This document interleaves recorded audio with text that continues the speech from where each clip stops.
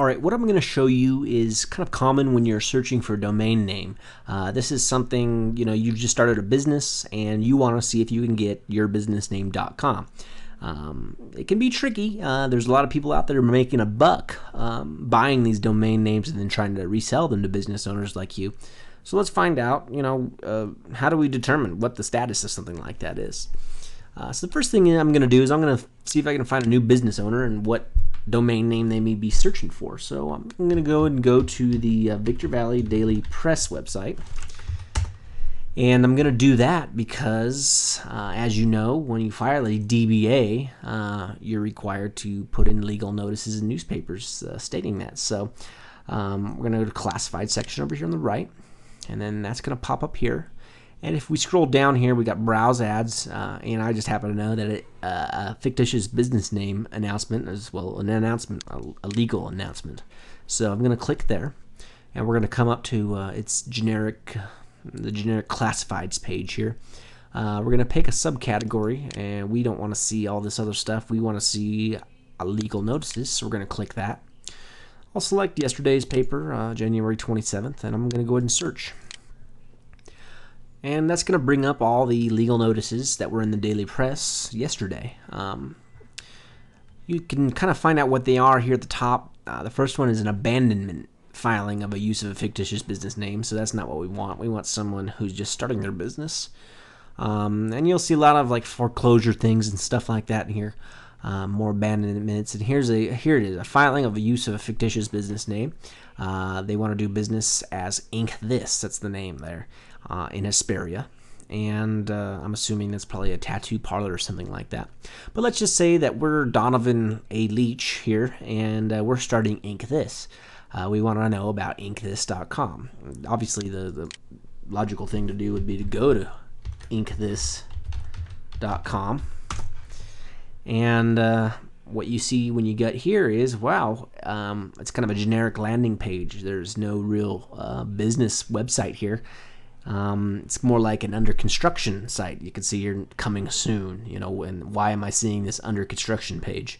That tells me that someone owns the domain, and they probably bought it through Network Solutions, and then basically they haven't done anything with it. So, but what we need to do is, after you get this information, you find out, you can find out whatever. If it comes back and says, I'll just type in a bunch of characters here, random characters, that's not likely to be a domain name.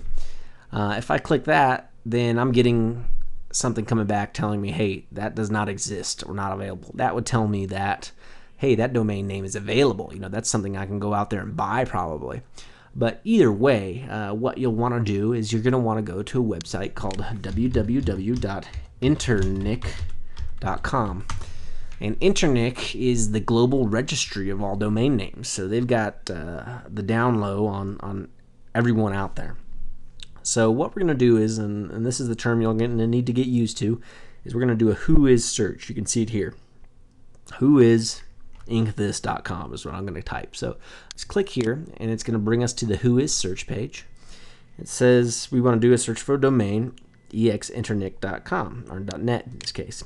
So we're going to put IncThis.com here, and we're going to submit it. And this is what this is going to return. Is it's going to return a record from the top level of who's in charge of this domain. It's not going to tell us the person yet.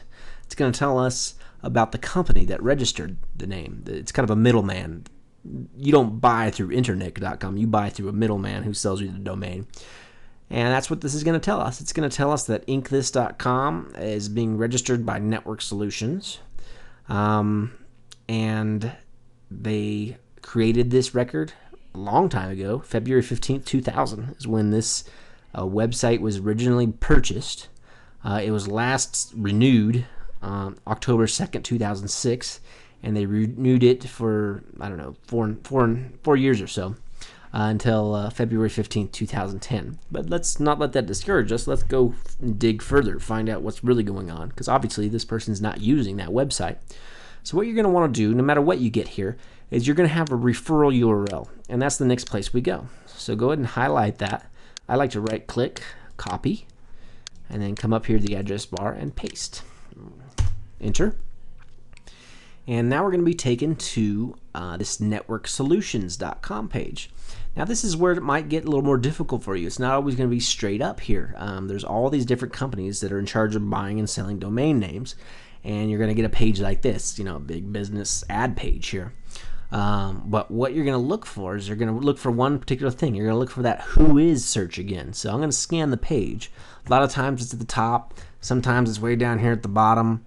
Obviously it's not neither. It's pulling in this list here. And solutions.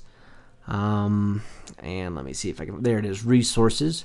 Whois search. That's what you're looking for. Whatever page it is, they're going to have this word. I think they're probably required, because every single time I've come to a register like this, there's always the Whois link right on the first page. So just do a quick look around, find this Whois search, and click it. Here you're going to be able to do, much like the last time, another search. So I'm going to type in inkthis.com once again, and I'm going to search it. And we're going to hopefully now find out who really owns the domain. So hopefully that'll come back for us, and it has. And here we go. Check it out. The registrant is Deborah Sachs, who lives in Frederick, Maryland, it looks like. So that's real information you can use right there. And even further down here, there's even further information here. There's her email address. There's her phone number. There's her fax number. That's real information. That's the person. You could actually go to Deborah Sachs and say, hey, I want to buy inkthis.com for you. How much will you take? And if that's what if you find that that your domain name is going to be that important to be your business name, this is the route you may go. Just to verify, basically the person can put whatever they want in here. It's not necessarily going to be accurate. So what I like to do is I like to verify things. So I'll go ahead and I'm going to highlight their phone number here. And I'm just going to remember this is Deborah Sachs in Frederick, Maryland. And I'm going to go to Google.